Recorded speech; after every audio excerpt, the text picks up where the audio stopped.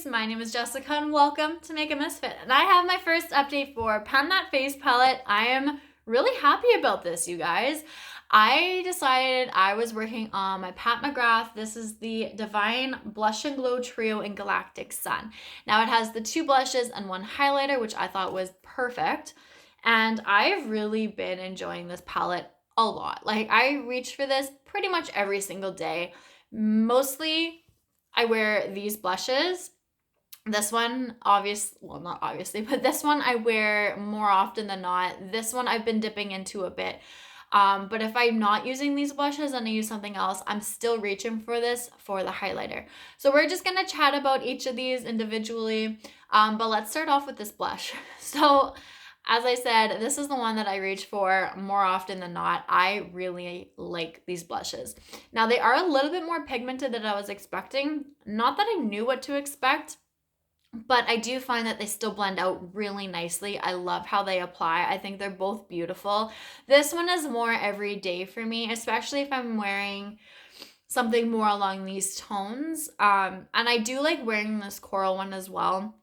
But I just want to wear it when I'm feeling more of like a coral look, where I feel like I could wear almost any other kind of look and get away with wearing this like rosy toned blush. That's a very, very light swatch. I don't even think it showed up on my finger. So between these two, I think this one's my favorite, but I do really like this coral blush. It's very pretty. I was using it and have been using it with a couple shades in my Chrome My Maybe palette. And just like I said, anytime I'm going for more of like a peachy tone look, I would pair it with this. I pulled in my Aether Beauty highlighter, the Pink Diamond Dust. I find that it's got a little bit more of like the coral tone to it than it does the pink tone. I could be completely wrong, but I find that it looks better with this blush. So I've been pairing those two together a lot. So I've really been enjoying like wearing these two. I think they're beautiful blushes. As for this highlighter, I am surprised with how much use I've gotten on here. I don't know if you're really going to be able, to see it, but there's a dip in here. This is such a soft highlighter. I'm trying to see if I can get an angle here. Not really, kind of right there. So I don't know if there's too much powder in here to actually show you guys, but let's just see. If you can see this right here. So that is like, it was a very small, it kind of goes around in a circle. It was like fully that color. That circle was much smaller and it was fully that color. And then as I was reaching for it and dipping into it, it was expanding. So it was almost like, how do you explain it? So if you guys do nails and you know what water marbling is, like you'll drop the polish into the water and it kind of spreads, and then, but it's like the circle is that color, but if you dip another color into it, it kind of like that continues to spread. So the ring of the first color is very thin, but it's still there. And then you've got the middle color that's like the full circle. That's exactly what this was. It was like this little bit right here was a full circle. And then as I was using it, the actual highlight color came back and like this shade just became a ring. It was so weird. I had no idea. I thought at first maybe it was hard pan, but I was like, how is that? So I don't know.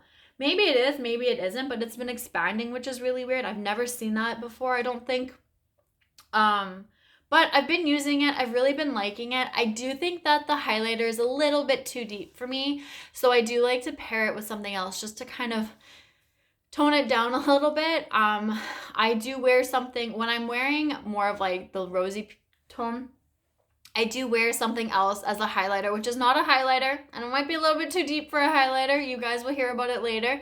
But I pair the two together, and then I blend it out, and then I kind of use my Bitter Lace Beauty highlighter or something on top just to kind of blend it all together and give a little bit more of a sparkle.